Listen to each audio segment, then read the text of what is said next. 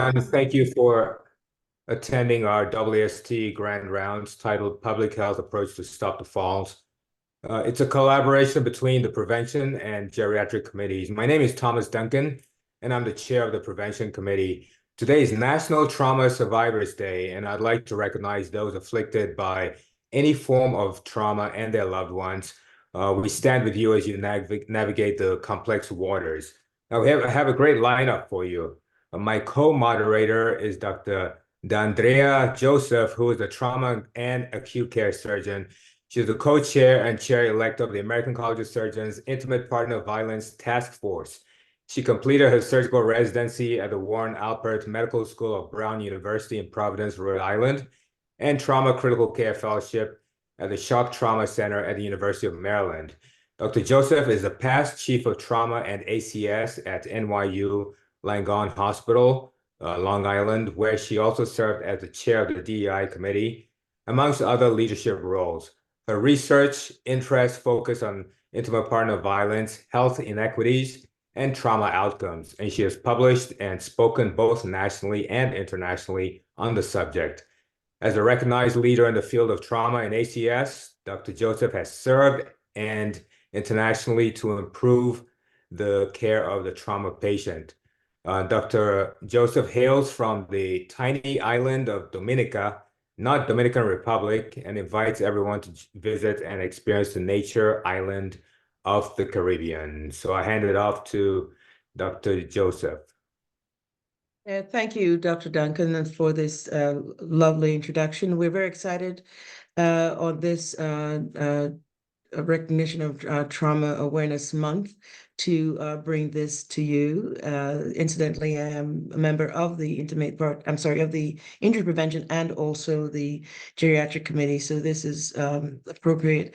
I do want to, just a few housekeeping details. The CME is no longer being offered live, and however, you can obtain CME by logging onto the website and viewing the program and obtaining your CME that way. Again, we do have a wonderful lineup. Dr. Duncan, did you want me to introduce you yet, or do we just go straight to Dr. Castater as we speak? Yes, we can go to Dr. Castater to have her start off. All right. Okay. So, and forgive me for, I have problems with people butchering my name as well. But you guys may recognize her as Granny Surgeon on Twitter, now called X. Dr. Kristen Castater is a non-traditional student who's decided to pursue medicine after being a victim of violence. She finished her BA, MD, and MBA all at the University of Connecticut surgery residency at the UCSF East Bay and a trauma critical care fellowship at Emory University Hospital and Grady Hospital. She is currently an assistant professor of surgery at Morehouse School of Medicine and a trauma and critical care surgeon at Grady Memorial Hospital, a diversity inclusion champion for the Department of Surgery, the newly selected assistant clerkship director for the Morehouse Surgery Clerkship starting next academic year, and the medical director for the acute care surgery wards. Her research interests include trauma-informed care, violence prevention, healthcare disparities, diversity and inclusion, and post-traumatic stress disorder, among other things. And she has spoken numerous times on post-traumatic stress disorder and on her path from trauma survivor to trauma surgeon. We're very pleased to have her speak today. She is on many national committees devoted to the violence prevention and diversity and inclusion, and she serves as a mentor for many students and residents who are just very lucky to have her. When not immersed in education and research, she enjoys the outdoors, travel, football, and food. And she's a prolific painter, and I've seen some of her paintings. They're outstanding. And most importantly, she loves to spend time with her family. So without further ado, we're going to have Dr. Castater speak. Thank you. Thank you so much. I'm so happy to be here. This is a topic that's very near and dear to my heart because I think, it affects so many of us. So I'm going to start us out by just talking about the relevance of this topic. I have no disclosures I think all of us are aware that that falls are a huge public health problem. The CDC and also the American Public Health Association have identified falls as being a critical threat for the health of older adults. And falls are the leading cause of injury in adults over 65 and also the leading cause of death related to injuries for adults over 65. When you look at injuries for older adults, you can classify them as, either unintentional or, intentional. And when you look at this, unintentional realm, you can see that, falls are 55% of unintentional injury. Everything below that are mere fractions in comparison. Motor vehicle collisions is next, but only 14%. So it's really obvious how impactful falls are on the older community. Every second an adult over 65 is suffering from a fall, and these falls are causing very serious injuries. There's over 9 million adults that are experiencing injuries from falls, 36,000 deaths per year, and billions and billions and billions and billions, I would say billions 50 times, of healthcare dollars that are spent. So, over 14 million adults, which actually, totals out to about 1 in every 4 adults. I mean, you'll be standing in an elevator with 4 adults over 65, and 1 out of those is going to fall in that year. And a huge majority of these falls is going to lead to a serious injury like a broken bone or head trauma. Many of these adults are going to be hospitalized. This number is 800,000 and rising every year that are adults that are hospitalized with falls. And it's really important to remember from a public health perspective that every time an adult patient is falling, that doubles their chance of falling in the future. And the way that we really address anything is going to be with a public health approach. So we have to really find, like, where are the gaps in our health data? How do we help to promote equity? How do we find out, and then we have to provide, timely, actionable data. What can we actually do so that we can improve health outcomes for everyone? With any of these, anything that's preventable, the CDC wants to gather data, as do all of us at trauma institutions, so that we can really start to educate the public, implement public policy, and really move towards having positive change. Fall prevention is multifactorial, and we're going to talk about that today. It's everything from the home all the way through, throughout the life cycle. And I really think moving forward, a lot of it has to do with just kind of mental change and thinking that, just because you're, over 65 does not mean your life is over. It means that you're going into the next stage of your life, and you just have to be more careful. So from there, I will pass it on to our next speaker. Oh, thank you so much. We're going to take questions at the end, and for those viewing, if you want to place your questions in the chat, we'll address all of this at the end. Without further ado, I'll introduce the next speaker. Yes. And the next speaker is Dr. Adel Elkbuli. He'll be speaking about the prevalence, risk factors, and prevention intervention strategies targeting falls in the elderly. So Dr. Elkbuli is a surgeon scientist who obtained his MD from the University of Tripoli, an MPH from the University of Miami, and an MBA in health management from the University of Colorado. He's currently serving as their academic program director at the Department of Surgery, Division of Trauma and Surgical Critical Care at Orlando Regional Medical Center. His area of expertise focuses on trauma, critical care, injury prevention, surgical education, and disparity and outcomes research. Dr. Elkbuli has numerous peer-reviewed publications, over 360, and also has been impactful in many book chapters. Some have been highlighted in national news and magazines, including Time magazine. He is also involved in national and international surgical societies, including our society, the AAST East, and others. So without further ado, Dr. Elkbuli, take it away. Thank you all, and thank you for the opportunity. I would like to thank the AAST and the Injury Prevention Committee for this opportunity to present at this grand round today. I'm sorry, a little technical issues with the camera, so that is unfortunate, but I hope the presentation is shared, so I'm just going to proceed. We good? Yes, Yes. please Okay, proceed. fantastic. All right, so my presentation will focus on the multidimensional approach when identifying risk factors related to falls and also the preventions targeting reducing falls. So prevalence, risk factors, and prevention intervention strategies targeting falls in the elderly. Next slide, please.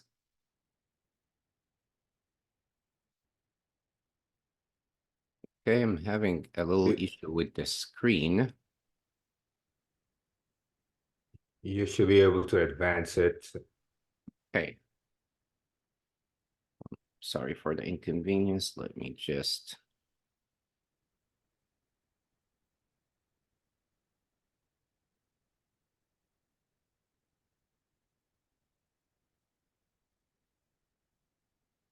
Okay. All right, so it worked. Sorry. Financial disclosure, any disclosures? I have nothing to disclose. And I will start with looking at some stats and data and etiology behind the falls. And I think Dr. Christine Castater provided some really good numbers, so I don't want to kind of replicate what she said. But we understand that falls is a major public health and significant concerns, not just for the individual patient care, but also has an impact on the healthcare system when it comes to the injuries and the morbidities resulting.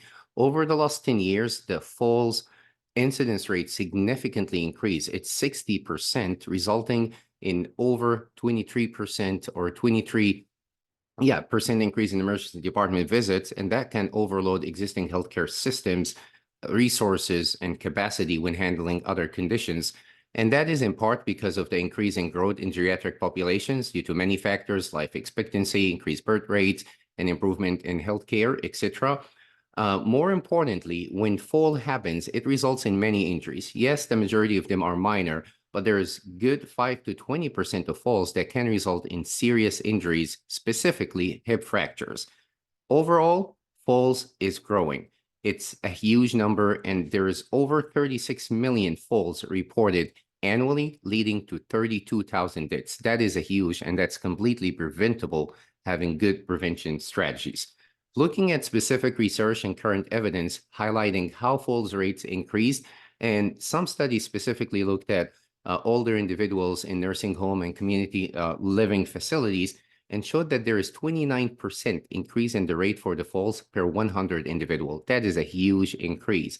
And also, when looking at in hospital settings, it shows that falls is as common as 17 per 100 hospital days.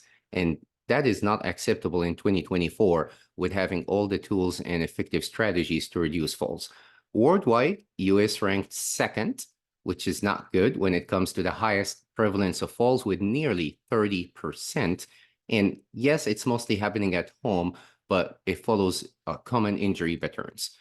Another important thing from the literature I want to highlight that most evidence and literature highlighted the multifactorial nature of falls, that fall is not one-dimensional. There's many factors, whether it's related to patients' neurological condition, cardiovascular conditions, muscle weaknesses, et cetera, and that should be taken into consideration when creating, establishing, or implementing any effective prevention policies.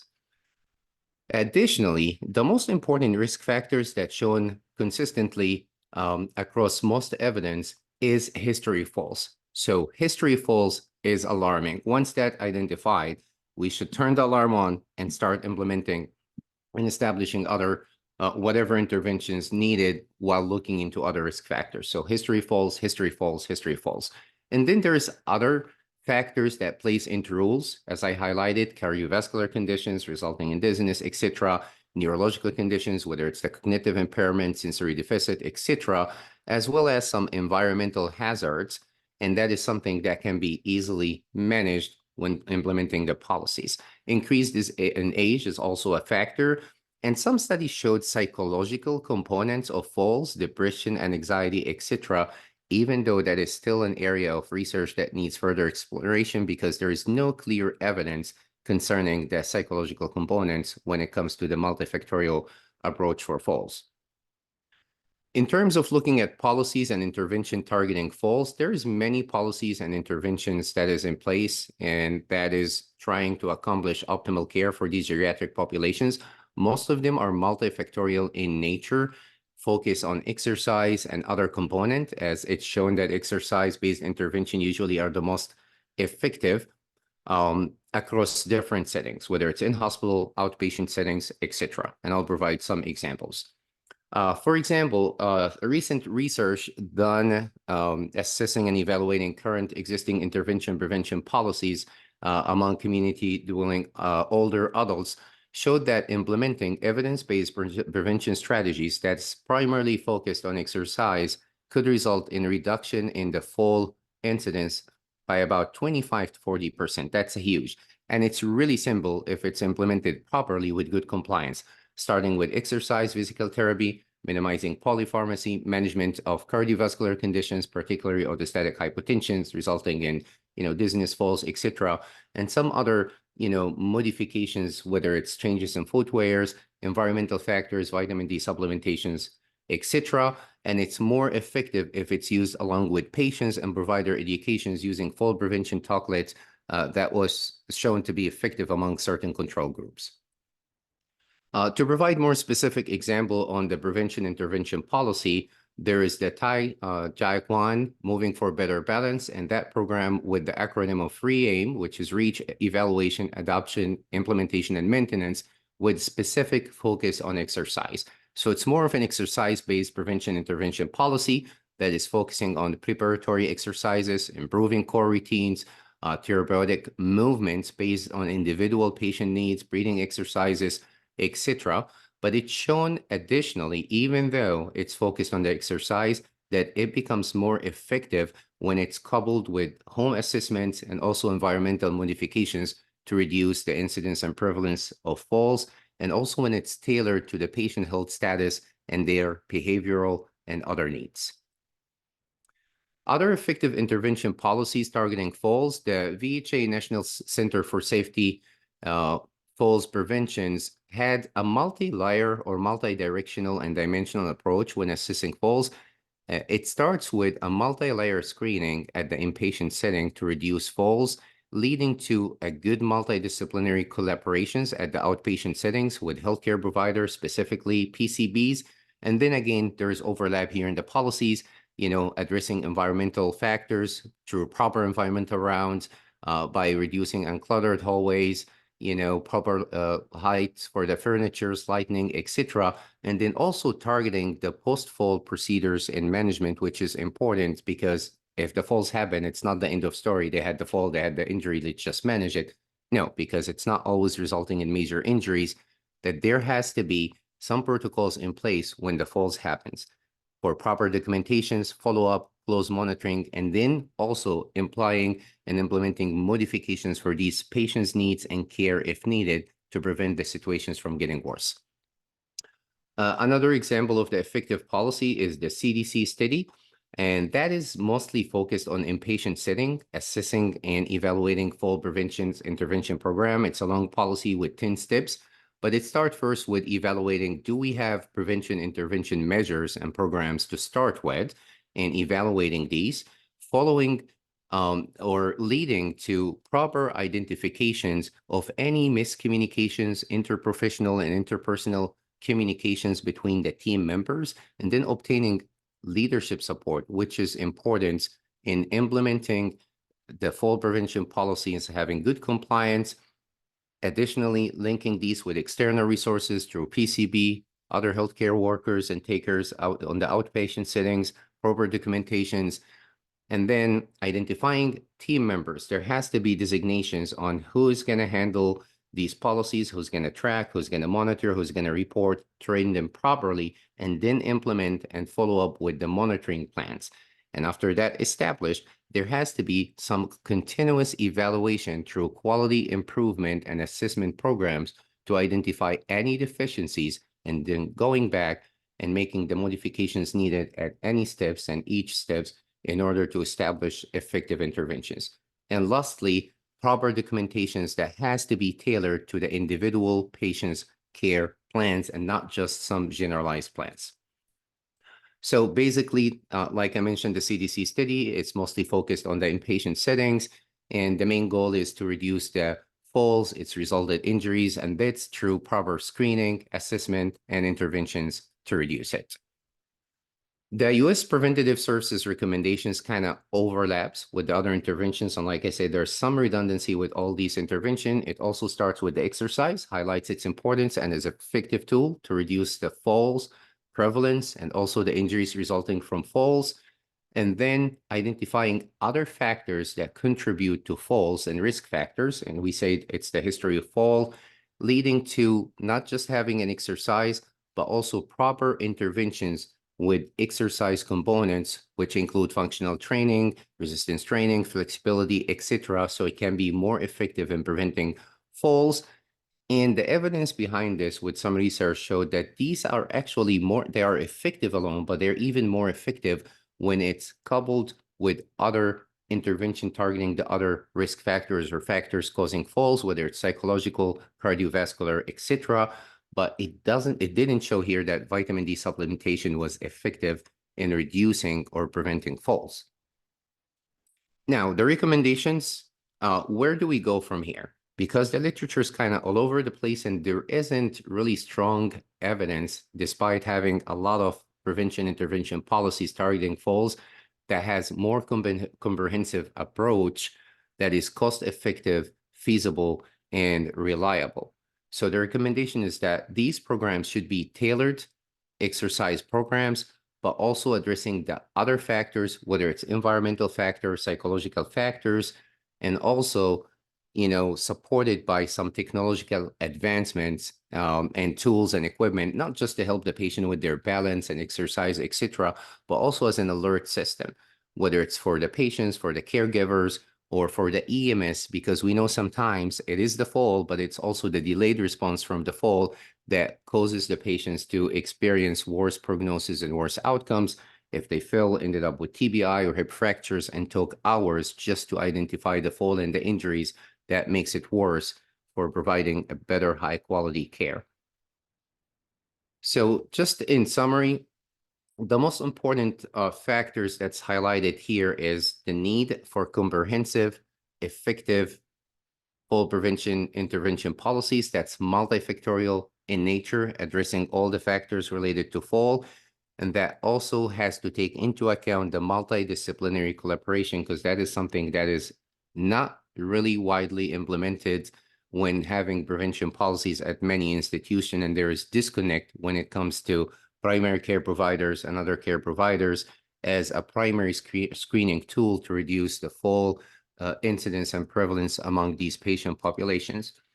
Another issue is the lack of standardized policies and intervention targeting falls, because that is one thing that's important. Maybe the ACS Committee of Trauma or other organization as part of a verification system, that is something that can be supported and initiated, that having standardized policies and protocol that is widely implemented at different hospital institutions will help understand how these interventions can be better effective and help with better research. Also, the critical components of health, electronic health records documentation. There's also deficiency in research about this and also in implementing it in an easy way to track falls and prevent it. And the need to study the cost effectiveness, because most of the intervention, like I showed, it's multifactorial. It might be a burden to just implement it and added more burden on healthcare providers. So having a more cost effectiveness approach can be easier to adopt and implement, and even, have better compliance, because if it's not cost effective and taking more time and resources, we're having issues with the compliance to reduce the falls. And these are the references. And thank you again for the opportunity. Excellent. Thank you so much, Dr. Elkbuli. So, we've talked about the significance of the injury and a little bit about, the data and also, who falls, et cetera. And now we want to talk about and understand a little bit better about the person who falls. And to that end, we'll pivot, if we would, to Dr. Adel Nelson, who is going to speak on frailty, truism or fiction, Dr. Adam Nelson is a clinical assistant professor of surgery at the University of Arizona Department of Surgery, Division of Trauma, Critical Care, Burns, and Emergency Surgery. He attended the University of California at San Diego for undergraduate training, where he studied mechanical engineering, and the University of Utah for a master's study in biomedical engineering. Dr. Nelson then went to the University of Utah for his medical degree, and he completed his surgical residency at Mount Sinai Hospital in New York. He then went on to complete a fellowship in acute care surgery at Wake Forest Baptist Health in Winston-Salem, North Carolina. Dr. Nelson's clinical interests include predicting patient outcomes after thoracic trauma, characterization of resident readiness for emergency surgery, and using his bioengineering degree, he's interested in engineering innovations in surgery. So we're very happy to have Dr. Adam Nelson. Please go ahead. Yeah, thank you so much. If the Dr. Elkbuli, if you could unshare your screen, I'll put my talk up real quick. Yes, sorry, I believe I did, but let me do it again here. Let me see if it worked now. It worked. Thank you. Okay, thank you. Sorry about that. Perfect. Just give me And one just a moment. reminder, as Dr. Nelson's getting started, that for the viewers, any questions, please put them into the question and answer chat that you will see at the bottom of your screen. Thank you. Does that look good? You guys can see okay? Yes, we Yes. can see Right. it. Well, thanks so much for that introduction. Good afternoon, everybody. I don't have any disclosures. So, by now we all know that the population of older adults is rising dramatically. And along with that is this sort of meteoric rise in geriatric trauma. And it's really become a leading cause of death in older patients, which is really an ongoing epidemic at this point, and it's largely driven by falls. With this estimate here as an example showing that by the year 2030, there will be around 7 fall deaths every hour for older patients. And additionally, it's well established to this point that older patients do much worse after trauma compared to younger patients. And the reasons for this are really multifactorial, related in some cases to patient factors such as comorbidities and polypharmacy. And in other cases, there's hospital and system related factors at play, like under triage in trauma patients, need for multidisciplinary care that's lacking, and really overall center specific expertise in taking care of older trauma patients, all challenges in taking care of these folks. But aside from numeric age in older patients, let me ask this question. So are these two patients the same?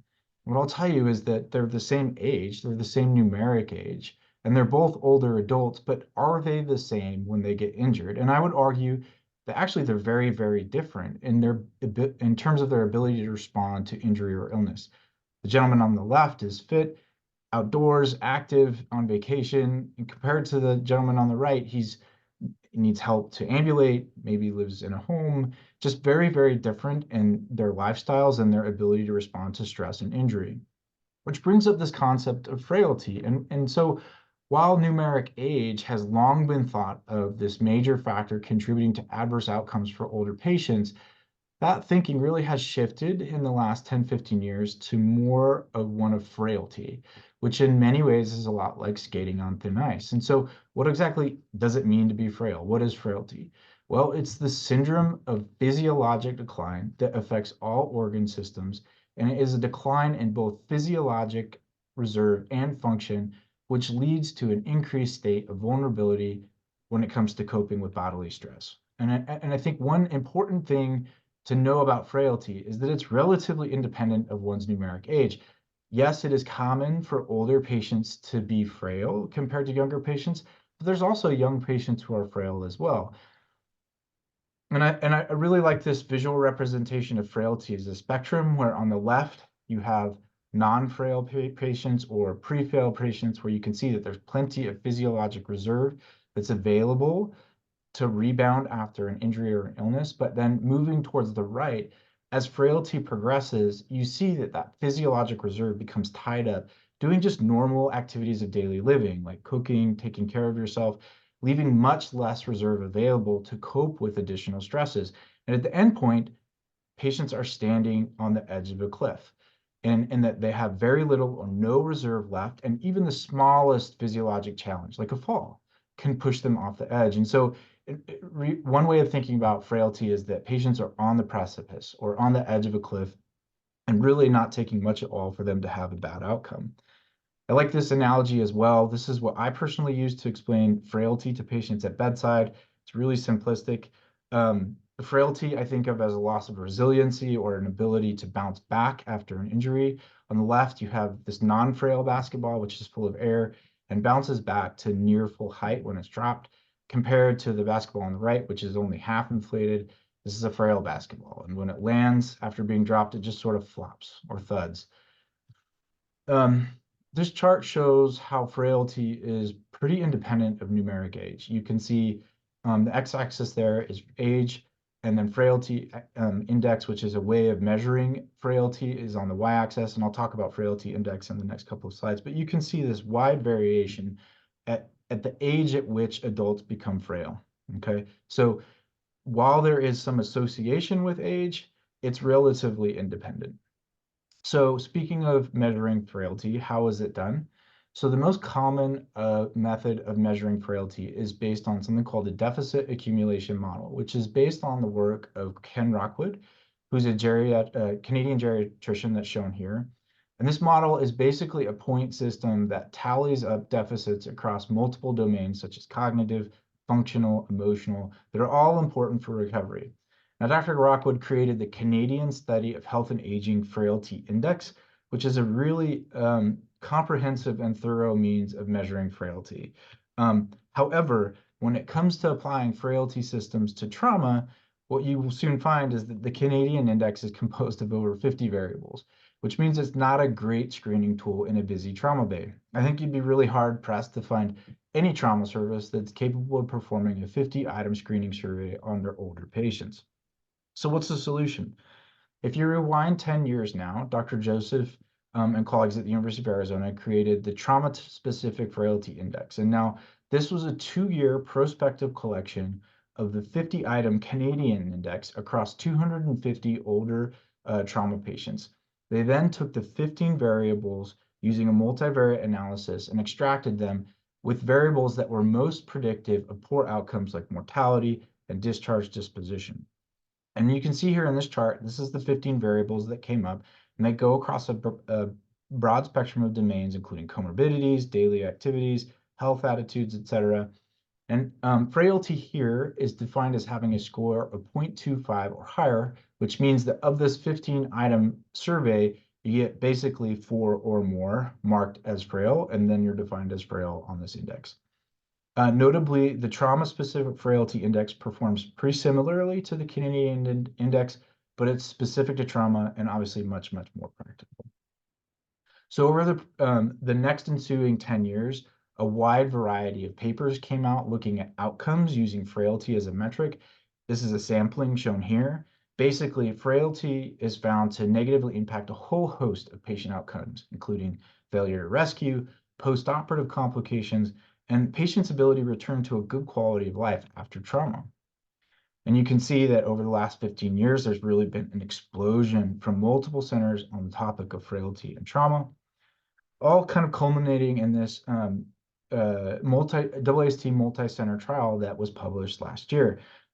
This is the multi-center validation of the Trauma-Specific Frailty Index. So again, a AAST multi-center trial from last year. It is a 3-year cohort of 1,300 patients across 17 centers looking at complications and mortality at index admission and at 3 months post-discharge. You can see that frailty status really has a strong negative impact on all admission outcomes, including mortality, rate of major complications, and unfavorable discharge dispositions. Again, looking at 3-month outcomes, similar findings, including a strong negative impact on fall recurrence. And then this is interesting. This shows how frailty is a spectrum, and that on the x-axis, you see frailty index, and it increases as you move right. And it shows that there's much higher rates of negative outcomes as a patient's frailty status increases. So in conclusion, this study really nailed down the trauma-specific frailty index as a prospectively validated tool for both short and long-term outcomes that is practical and effective for both older trauma patients. Okay, so we talked about worst outcomes in frail patients, and we've talked about frailty screening tools, but okay, so what? What can we do for these patients? And I think that's really a whole talk unto itself. And there's many, many approaches that can be taken from many different angles, but I do want to highlight this one approach, which is a frailty care pathway, which really offers a multidisciplinary approach to getting frail patients through their injuries and hospitalizations.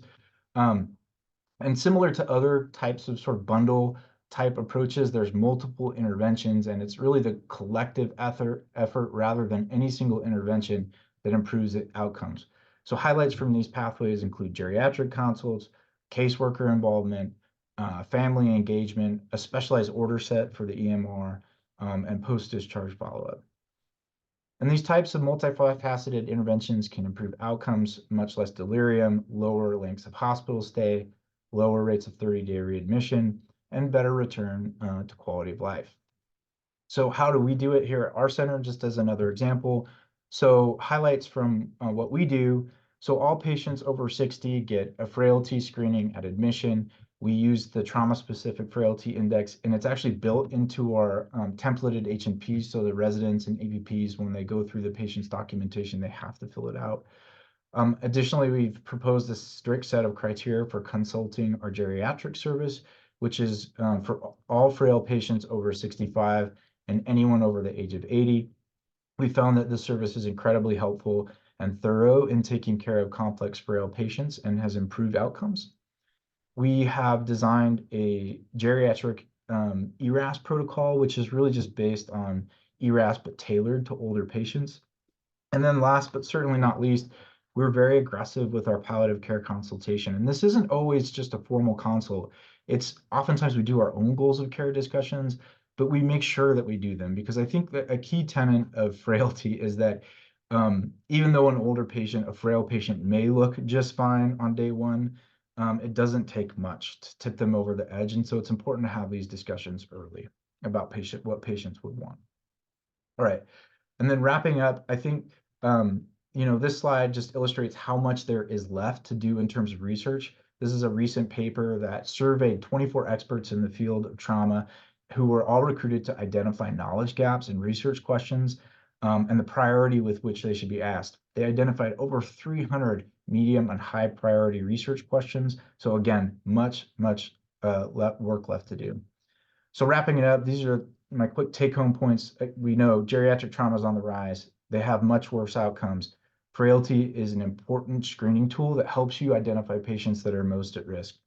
The silver service, this is a concept, really just a fancy way of saying that frail patients need really coordinated, aggressive, multidisciplinary care. And last, of course, there's a lot of work left to do. All right, well, thank you for your attention. I'd be happy to take any questions at the end. Thank you very much for that, Dr. Nelson. I know you and Dr. Joseph have done lots of work, and that's Bilal Joseph, the other Joseph. In regards to moving on with our geriatric surgery verification program, we have the honor of Dr. Melissa Hornor, no pun intended, who is an assistant professor of surgery in the Division of Trauma and Critical Care and the Department of Surgery at Loyola University Medical Center in Maywood, Illinois. She completed her residency at the Ohio State University and fellowship in trauma and critical care at the University of Pennsylvania. She gained research experience as a clinical scholar at the American College of Surgeons, where she dedicated her time to the American College of Surgery Geriatric Surgery Verification Project. So her current research interests continue to focus upon optimizing outcomes for geriatric patients in trauma and emergency general surgery. So without further ado, Dr. Hornor, take it away. Hi, thanks for the opportunity to present. So I'm going to talk a little bit about the Geriatric Surgery Verification Program, which is a quality improvement program brought to us by the American College of Surgeons. And it'll tie into this theme by talking about frailty, falls prevention, and how to improve upon those things in the hospital and reach out to the community.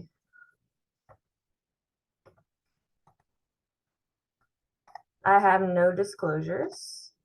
So I'm going to discuss what exactly is GSV, what are the standards for high quality geriatric surgery care, and how were they created. We're going to then drill down on some of the standards, the cognitive and delirium risk screens. We're going to talk about data collection and quality improvement within the GSV program, and then how to enroll in this program at your hospital. So the GSV program is similar to like the TQIP and the bariatric surgery quality improvement program and the cancer program at ACS, where it's a quality improvement program focused on older adults that undergo surgery. So their goal is to systematically improve the surgical care and outcomes for older adults undergoing surgery. They do this by promoting patient and family-centered care, really emphasizing establishing goals of care before surgery, for example.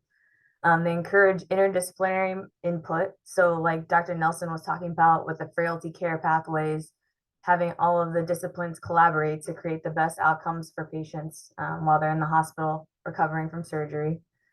And then facilitating implementation of evidence-based practices for older adults. The standards were developed, and as I was a research fellow over at ACS from 2016 to 2018, I helped work on this through a comprehensive literature review where we came up with 308 initially standards for the best quality care for geriatric surgery patients. We then pared that down to 92 standards after getting input from 60 stakeholder organizations, importantly representing patients and families, advocacy and regulatory groups like AARP and health insurance companies, health professionals like pharmacists, physical therapists, occupational therapists, social workers, and then finally geriatricians, and then representatives from surgical specialties.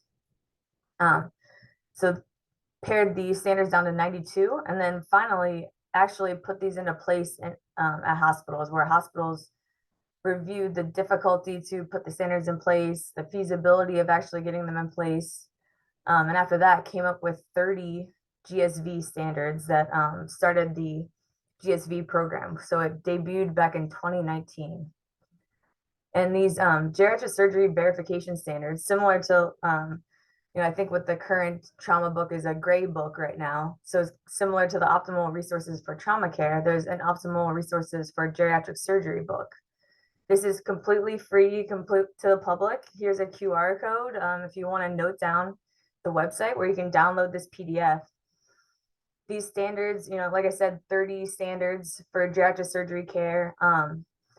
Even if you don't think that this is possible to, and you're not looking into necessarily joining the program, it's great to just read through these standards and think like, I could put this one in place in my hospital, or maybe this one. And it has all the standards laid out, how to put them in place, and then also the literature and the evidence base behind each standard. So the standards are divided into these 9 categories, similar to the trauma program. I wanted to then, I don't have enough time to go through them all, but drill down on the ones that we find most interesting, like the patient care standards.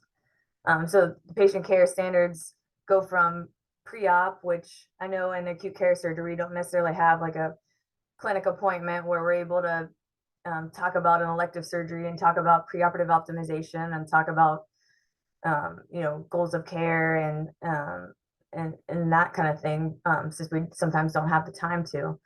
But the patient care expectations go from pre-op at the clinic to preoperative in the hospital to intraoperative standards, postoperative standards, and then standards also on discharge transitions, which is also a very important area for geriatric patients. So we're going to specifically just talk about one of the more important standards, I think, which is geriatric vulnerability screens. And these screens are, and the standards are done preoperatively and then also upon discharge to just, 1, measure all of these things before and after the surgery, and then 2, on discharge to really make a plan for improving these things. So the geriatric surgery program wants each hospital that's enrolled to screen for these high-risk characteristics. Age is obviously a pretty simple screen to do. Impaired cognition, risk for delirium, impaired functional status, impaired mobility, malnutrition, difficulty swallowing, and a need for a palliative care assessment. You'll notice frailty isn't actually written on this geriatric vulnerability screen, but these are all of the components that make up frailty, kind of divided up granularly. And then just to drill down on a couple of these and talk about how you could actually do this at your hospital, we'll talk about impaired cognition screen and delirium risk screen.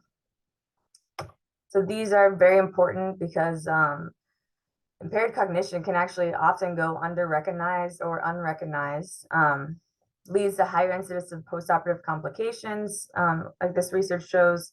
And most importantly, cognitive impairment is the known most strongest risk factor for postoperative delirium, which we all know postoperative delirium is associated with higher morbidity and mortality after surgery, institutionalization, discharge to an institution, and higher costs. Very important to try to prevent. So how do you evaluate for impaired cognition in the hospital? So especially for us, when we're seeing most of our patients on an emergency basis, this can be kind of difficult. But I wanted to show you a pretty simple screen to perform that could take less than 5 minutes. It's called the mini-cog. It's validated in the literature in surgery patients. And this is a QR code that'll take you to the mini-cog website. You simply have a patient, tell them 3 words and ask them to recall them later. And while they're during the recall period, you have them draw a clock to a certain time of your choice.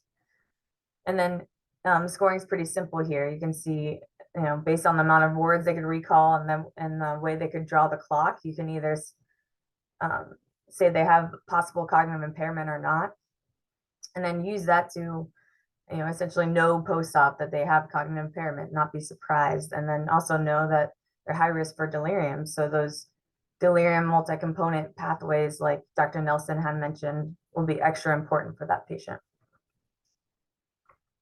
In a similar vein, delirium risk screens are required by the GSV program. This is an example of a delirium risk screen that you could see being added to like an H&P, and is pretty easy to sort out pre-op. So just based on these 6 criteria, and this was a landmark study back in 1994 published in JAMA.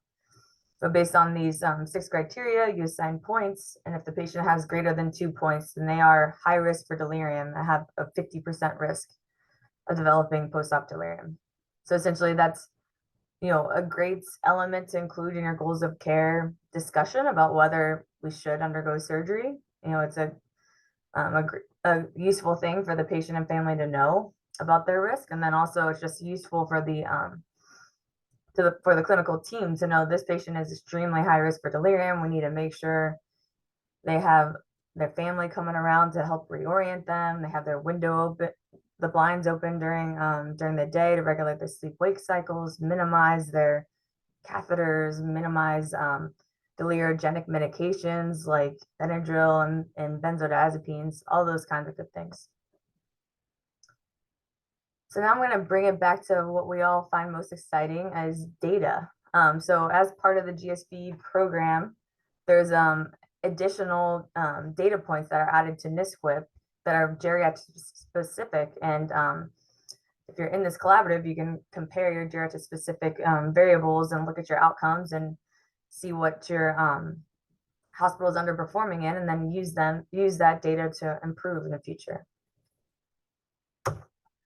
These are the geriatric specific variables. The ones on the left-hand column are the variables that are actually just within general NSQIP. And then the ones in the right column are all of the additional GSV program variables. So you can see there's lots of really interesting data points there. There are some related to falls, which is our big topic for today, like fall histories and regular NSQIP, and then fall risk on discharge is in the GSV program data. I think most excitingly, the GSV program collects long-term outcomes 30 to 90 days post-op. And then also a patient-reported outcome, their perception of their physical function 30 to 90 days post-op. So how do you get started with this program at your hospital? So first, you have to have a GSV team recruited. So a geriatric surgery director, which is an exact same position as like a trauma medical director, for example. Coordinator also has, it's just like the trauma surgery coordinator that we all know about. And then geriatric nurse champions are like a nurse on each surgical floor that has a special training in geriatrics, special interests, and is willing to help you put this program in place. Then you just simply review the standards and see if they would be possible at your hospital and think about how you could get it in place. Then determine which level. So there's also level 1 and level 2 targets, which I'll talk about on the next slide. And then just look at the timeline and review that and see if your hospital is up for it. So as far as levels, again, similar to trauma, there's a level 1 and a level 2. Level 1 is kind of the higher level, and this in this level, they GSV program wants you to put all of the standards in place for at least 50% of operative patients at your institution that are 75 years or older. And then level 2 is a little bit less of a requirement, so you can focus on just a few service lines instead of trying to get the majority of patients. So go for 25 to 49% of operative patients at your institution. And finally, the commitment level is essentially while you're getting the standards in place and get everything set up, and they allow you to stay in this level for 2 years. Here's what kind of the timeline for enrolling looks like. Like I said, review their standards, recruit your team. Then you get access to a curriculum that has all kinds of educational modules, and then you'll be able to get contact with the ACS staff and ask questions about how to get this in place at your hospital. And then finally, you after you're in the commitment level program for part of the program for a maximum of 2 years, then you apply for verification and go through the site visit process. Lastly, just wanted to talk about the educational offerings, which is a big benefit of enrolling in GSV. And they have twice a month question and answer calls with the participants, monthly webinars, all kinds of online modules that talk about exactly how to get these standards in place at your hospital, a podcast series, and then also site visit preparation materials. Great. And that's all I have. Excellent. So we're running a little tight on time. So without further ado, I would like to introduce my co-host and friend, Dr. Thomas Duncan, and I'm sure all of you know Dr. Duncan. But Dr. Duncan is the trauma medical director at Ventura County Medical Center.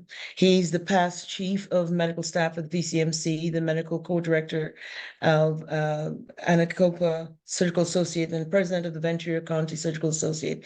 He's the leader founder of the Violence Intervention Program, Emergency Entry to Exit, VIP EEE, which is an excellent name. Dr. Duncan is a member of the Central COT and is involved in advocacy, membership, injury prevention, and violence control sections. He's the chair of the prevention committee, and he is very vocal about injury prevention. He's the immediate past chair of the Ventura County Family Justice Center Foundation Board. Other organizational boards by Dr. Duncan include the American Board of Surgery, Trauma Burns, Surgical Critical Care, the American Trauma Society, the Health Alliance of Violence Intervention and Prevention, for short, HAVI, and Artists for Trauma. Dr. Duncan has contributed to many publications on firearm violence, falls, and other preventable injuries, including being a true believer in mentorship. His mission is to provide staunch advocacy and support to those without a voice, to create a pathway for improving the lives of our patients by reducing repeat injury and re-victimization. And He echoes the mantra of the American College of Surgeons to attain zero preventable deaths after injury. Dr. Duncan is going to talk about starting a fall prevention process. And to that end, some of that is personal. So it's wonderful to have Dr. Duncan to speak today. Thank you. Yeah, thank you very much, Dr. Joseph, for that introduction. And as you mentioned, I'll be talking about the fall prevention process in the field, and hopefully you can hang on a little after the hour since we're running short of time so that we can conclude this in a manner that is great for you. I have no disclosures, and one of the reasons why I'm so involved in fall prevention is because of my dad, Joseph Thomas Duncan, who died at the age of 86 after he suffered from a fall event, and it took about 6 years to get him to his death. And I promise to continue his legacy by speaking about him whenever I speak about falls. So the objectives of this discussion will be to learn about how the fall prevention initiatives work and the importance of having the EMS at the forefront in regards to fall prevention. And we'll talk about evidence-based classes and Stop the Falls, an initiative that was put together by the AAST. We already spoke about the data and the silver tsunami, so I want to go over that again. We know there are reasons for falls in homes. Some is due to alcohol, so clutter, extension cords going across rooms, people falling out of bed, tripping over pets, slippery floors, rugs that are overturned on the corners, and then you have flip-flops or footwear, and cannabis is now an issue that may be legal in some states. There are also medical reasons for falls. You know, you've got glaucoma, macular degeneration, polypharmacy, and dementia, vertigo, strokes or TIAs, and osteoarthritis and peripheral vascular disease. So in Ventura County in 2013, we looked at our data and we saw that our number of falls were astronomical, more than the average of the nation. And as such, we got together a group of people or organizations that were thinking along the same lines so that we weren't working in silos anymore. And we realized that 65% of the falls were occurring in people's homes. So we created a fall prevention coalition called the Ventura County Elderly Fall Prevention Coalition, with the EMS at the helm, with all the hospitals in Ventura County, as well as public and private agencies. And here's a snapshot of the agencies involved in this process. And right smack in the middle is the Board of Supervisors that support our cause. So we went live in 2014, and then we included the West County. We had a database that was put together to link all the agencies so that data could be dumped into it. And then we had a program evaluation. So if a senior has a fall, a 911 call is made, and we have the EMS show up, evaluate them. In the event that the fall is not one that is determined to be extensive enough to transport the patient to the hospital, then they have literature that's left in the home. They do some mitigation measures to determine if, you know, there are things that can be taken care of in the home to prevent falling later on. If the individual is sent to the hospital or driven to the hospital, then initially we had some measures such as the timed up and go test, as well as a vision test that could occur. The data is sent to a fall prevention coordinator housed in the Area Agency on Aging, a position that's supported by a board of supervisors. And this individual now connects with the patient a few days later to determine what they need. If they need home modification, then they direct them accordingly. Home health agencies for other health management, or a public health nurse or clinician to reach out to, then all that is done. This is a set of questions the EMS asks. It's on an iPad. They ask if the individual, if the reason for the fall was due to a medical reason, or if it was a true fall that occurred in the field, or if the individual was 65 or over, and so on and so forth. And if the reason for the fall was due to a mitigation measure that could be taken care of in the field, it will be done. And if the individual is interested in authorization for connecting with a healthcare professional or other services, then that connection is made already. So these are some of the questions that were put together and have been modified. This is a timed up and go test and the vision test that you're familiar with. Here's some literature that's normally imparted onto our clients or patients in the field or in the hospital. It talks about some fall facts, the risk factors, how to make your home safer, and how to prevent falling. We've got it both in English and Spanish. So as far as evidence-based programs, there are 4 of them that we're initially offering through the Area Agency on Aging, which is a great organization to be a partner with. There's Matter of Balance, there's Walk with Ease, Tai Chi, and then Stepping On. And some of these have been spoken about by my co-presenters.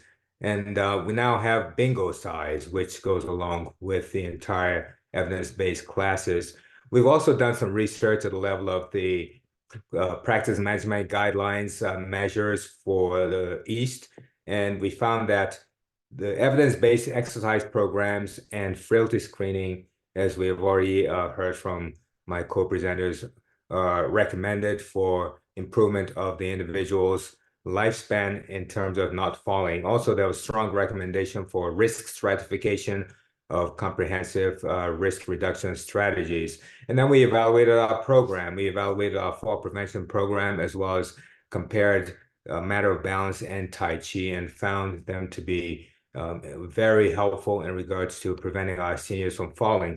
And we looked at our data and showed that, and this is pretty significant because if an individual falls and then gets involved in the evidence-based classes, the chances of falling again was only 6% compared to those that fell and did not participate in the evidence-based classes. Their risk of falling was 3 times that amount, so 18%.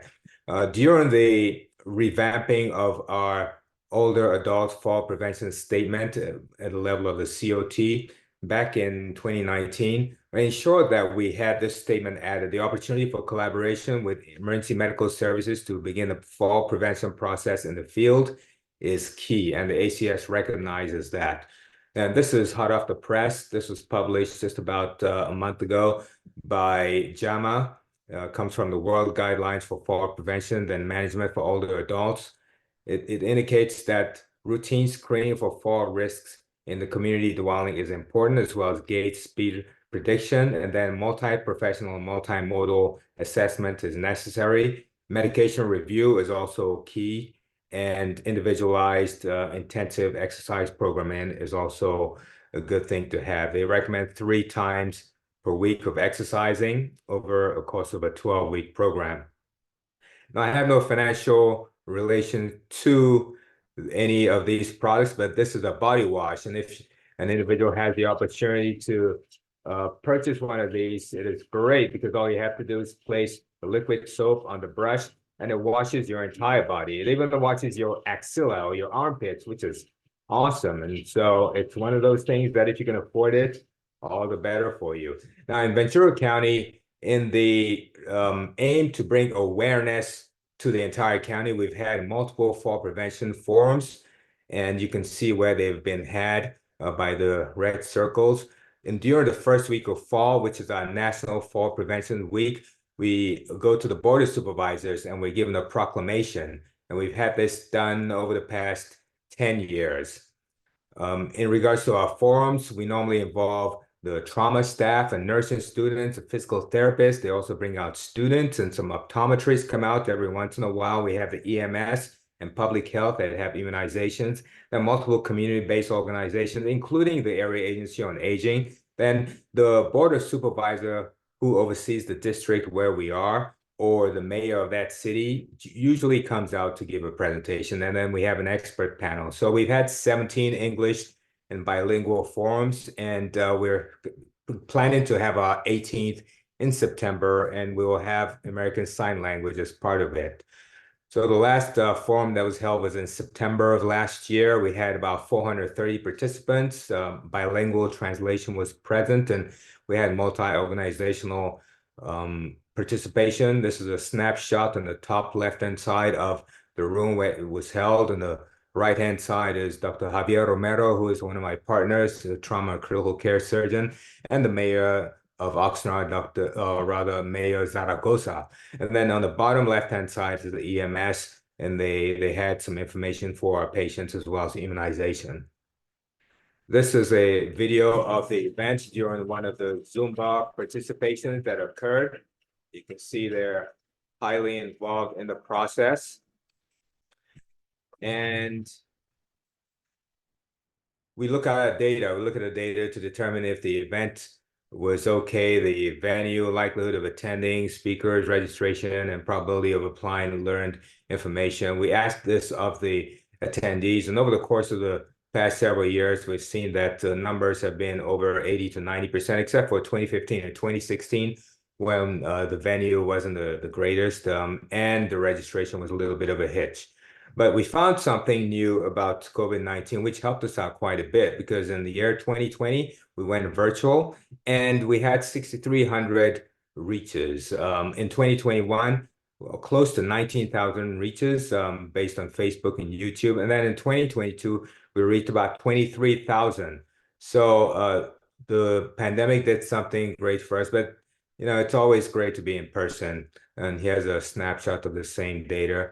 And now I pivot over to Stop the Falls, an initiative that was put together by the geriatric and prevention committees. And why are we all about Stop the Falls? Well, we recognize the data, and then we know that ACS surgeons will encounter older adults in their practice almost on a daily basis. And the AAST Board of Managers sponsored it, and we're truly appreciative of that. And it helps to go to a city to hold a conference, not only to do that, but also to bring something to that community and empower them. So that's the goal of the Stop the Falls. The first inaugural event was held in Anaheim of last year, and we partnered with the Level 1 Trauma Center, University of California, Irvine Health. And here's a snapshot of those involved in the process. The day started off with the ACS surgeons giving some didactics. We had a geriatrician, a social worker, and an optometrist speak about the different aspects of the care regarding falls. And then we had an interactive session. The physical therapist came out, did some gait and balance activity training. The Tai Chi was highly popular. We had one of our trauma surgeons, Dr. Sigrid Boris from UCI, who was actively participating in it. And then fall prevention bingo, and then a Q&A from a local fire department chief. They had about 60 attendees. So we provided nutrition for those that attended, and we had prizes for them and information about local resources. And here's Captain David Berry, who was a fire captain that came out and did a Q&A. It was really interactive and very, very interesting to have him out there. So in conclusion, it takes a village. It takes a village to make this process happen. The EMS is in a prime position to begin the fall prevention process in the field. Partner with the Area Agency on Aging is key, and evidence-based exercises will keep our seniors upright and balanced. And a home evaluation is beneficial. And the initiative that I just spoke about in terms of the AAST is really necessary to bring empowerment to our communities. And we truly appreciate the Board of Governors again. And as G.I. Joe says, knowing is half the battle. And knowing is half the battle. So that's my I talk. wonder how many people know G.I. Joe here. Oh, yes, I'm taking it way back. So thank you very much. And we'll be glad to take any questions. I know we're over time, but if there are any, we will take them and answer. Yeah, I think we can probably do about 3 minutes. We got permission for a little bit over time here. And I just really want to thank the panel. This was an excellent review. And it's a lot of information to try to kind of squish together. So, in the interest of time and taking a cue from Dr. Duncan, while we have some questions, I would ask each panel member to give one takeaway. We'll start with Dr. Castater. And, in your talk, you spoke about the relevance of the topic. So what's one take-home message you'd like to give about I mean, just that, all of us are getting older, or we have people in our families who are older. So having a real understanding of the importance of this topic and how it affects older adults, and understanding that we really need to address it from a public health standpoint is key. Right. Dr. Nelson, again, you spoke a lot about frailty and, where you are is sort of where you started with the trauma-specific frailty. But there's no standardized approach in terms of the trauma systems. What is one takeaway you would say from your talk? What would you say about frailty? I mean, I guess I'd say that, there's many different ways to get old, and that and numeric age is different in different people. And so I think that frailty is a frailty index or some other frailty screening tool is an important way of distinguishing older adults who may do much more poorly than non-frail adults. We got a very comprehensive review of the prevalence of falls and the risk factors from Dr. Elkbuli. Do you have anything you want to add or you would give to the audience out there dealing with this problem? Yes, just to keep it briefly, I would say I want to highlight that multifactorial, multidimensional risk factors associated with fall, and that the intervention always has to be also multifactorial. That's very important. And also the multidisciplinary approach. It's not one approach that has to be cost-effective, has to be reliable, and the connectivity, not just focusing on inpatients settings, just like Dr. Duncan provided a great presentation, and the efforts starts with EMS, starts with home, starts with different interventions, and the efforts to have these standardized to enhance compliance, maybe incorporated in certain verification systems, so it's more enforced and provides better prognosis and outcomes for our patient populations. Thank you. Thank you. And Dr. Arnott, thank you for that review of the geriatric verification. Again, the people balk nowadays at the idea of another verification process, but the reality is that the population is aging. What would you say to someone who would have concerns about that? What would be your takeaway message?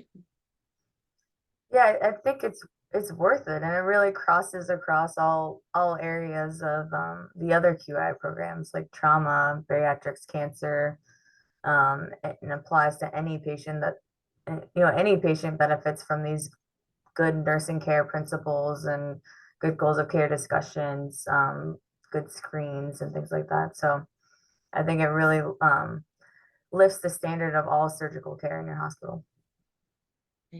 And Dr. Duncan, your passion, we feel your passion when you talk about fall prevention, and it's clearly demonstrated in everything that you've done. What would you say that anybody here, the average person, could do towards fall prevention in the community?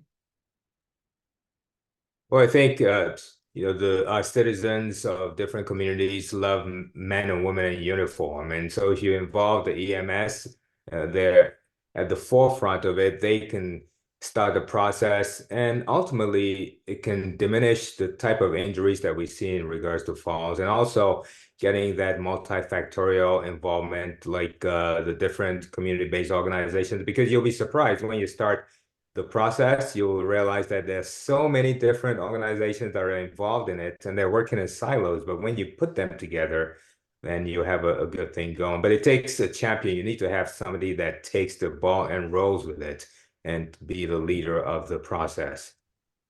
Certainly, everybody here is a champion. Take it away, Dr. Duncan. Yes, well, we truly appreciate everyone being on board for this. And in terms of having the CMEs,